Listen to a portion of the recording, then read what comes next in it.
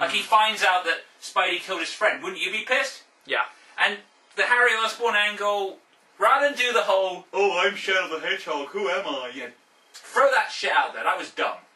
And just have Harry in the background, kind of pulling the strings. You know, you can't see the hand. Demonstrate the hand gesture on the instance they can't see. Yeah. Do the hand gesture for the audience. That.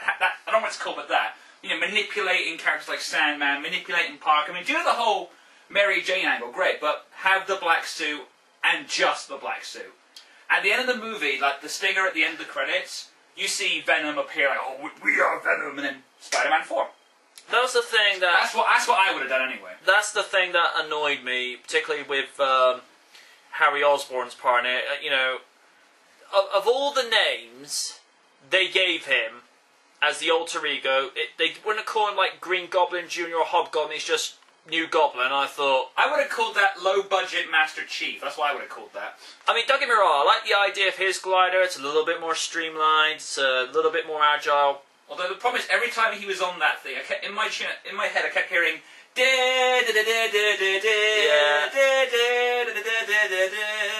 Marty! But, I mean, story-wise, where you see, you know, this sort of continuing awkwardness that...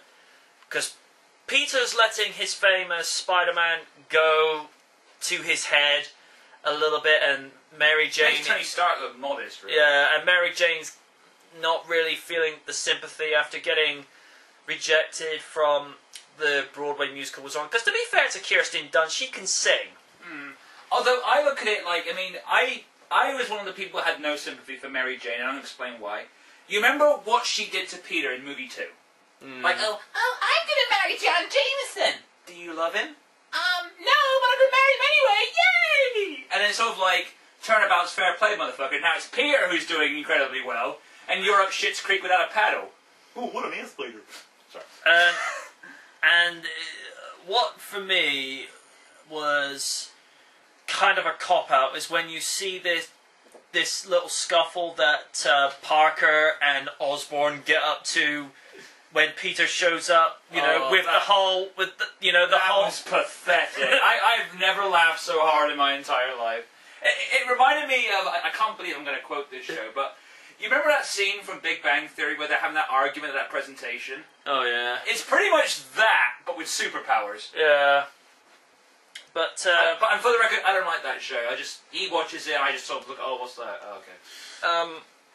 I do like this sort of shtick where Parker does get a little bit more aggressive with the suit on, with the symbiote bonded to him. He doesn't... And by Hollywood's logic, being aggressive means doing a lot of this. Yeah. But real aggressiveness is not making a sound, having a cold, silent stare, and picking your opponent apart bit by bit. None of this like, I'm Spider-Man! Ah! What, When he was screaming, he turned into Paul Heyman. Oh. I'm gonna beat you and fight Brock! Sorry. Carry on. Oh, that's an image. He takes the mask off and it's Paul Heyman. It seems to me, Spider-Man is now extreme!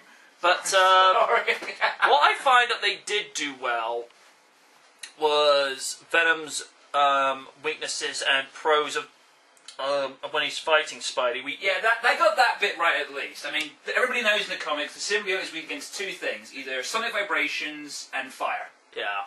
The fire one, in my mind, makes a bit more sense than the ultrasonic sound thing. Yeah. I look at that like, what?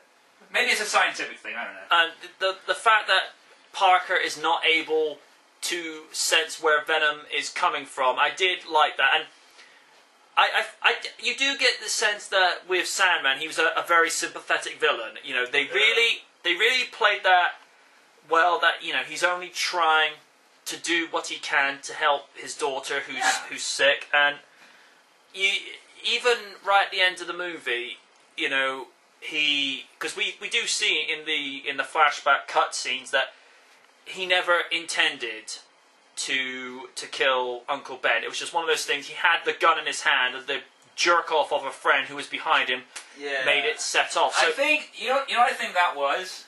I think it was that point when the previews of the movie went out, in their trailer they said, "This is your uncle." I mean, there was so much fan backlash. Sam Raimi was like, "Oh shit, what do I do?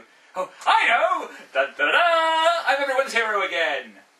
But fucking bullshit. That's what that. I mean, I like the idea that I like the angle whereby even after what Sandman, I forget his. Oh, I know this. Oh, Thomas Hayden Church. Yeah, where Thomas Hayden Church. He was okay.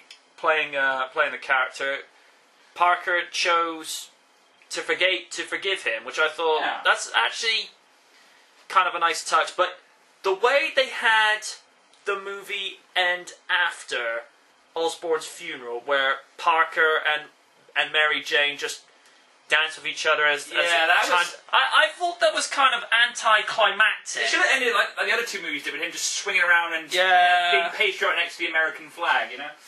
Yeah. Oh, I want to just touch on that for a second, okay? There's this really stupid argument that I've seen a lot of people complain about. Like, why does Spider-Man have to be next to the American flag? Well, I'm just gonna fill this real quick. It's like, what country was Spider-Man made in? America. The United States of America. I mean, if Spider-Man was French, you know, Les Spider-Man is whatever. I don't want French as Spider-Man. Yeah, he'd be posing next to the French flag. Yeah, he'd be swinging around the Eiffel Tower next to the French flag. I mean, if he's in America, what do you expect to see? The Spanish flag? The English flag? Now, I've been to New York, and I can't remember what the street's called, but there's this long street that has like the American flag, the French flag, the English flag. It has all these flags. I mean, there are loads of other flags out there, but you know, America is a very, you know, whether we want to admit this or not, America is a very patriotic country. Yeah. I mean, they did kind of have it in Iron Man, where I think there was one shot next to the American flag. I can't remember if it was true or not. But the only sort of character you really expect that from is Captain America. Yeah.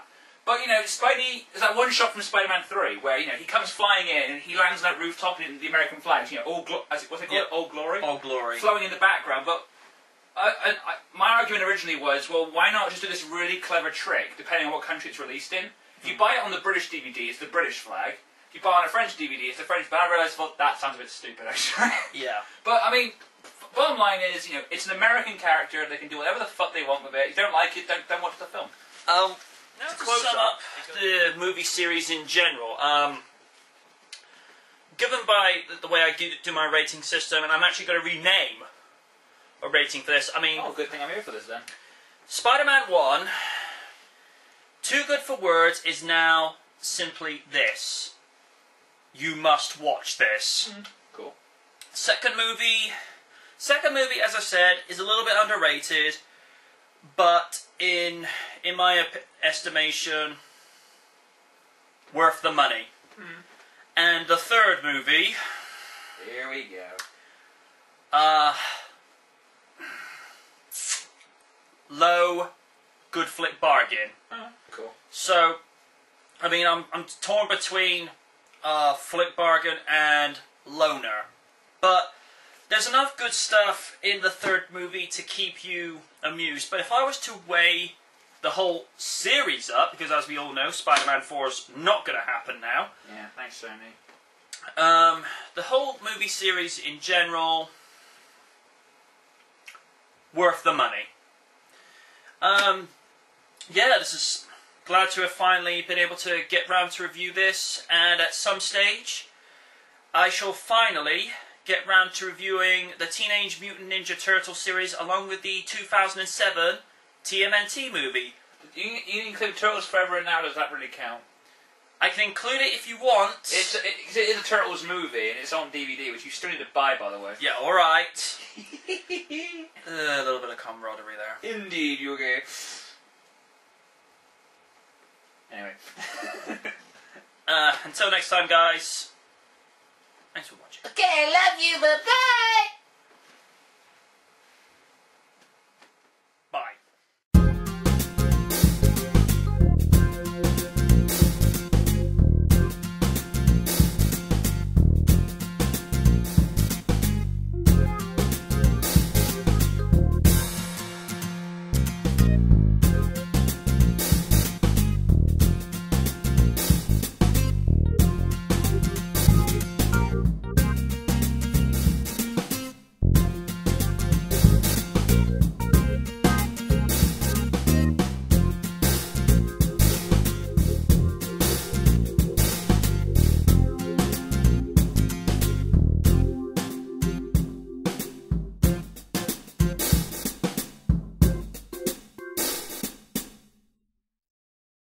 One sec.